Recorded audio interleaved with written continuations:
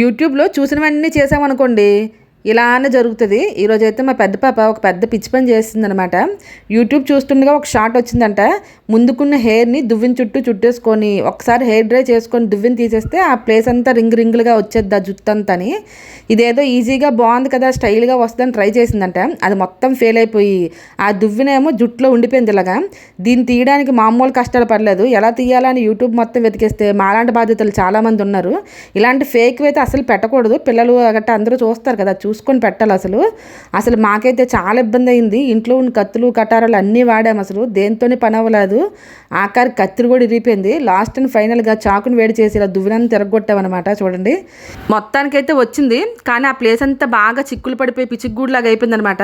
కానీ చాలాసేపటి నుంచి అదే ప్లేస్లో పట్టుకోవడం వల్ల ఆ ప్లేస్ అంతా కూడా పుండులాగా అయిపోయిందంట.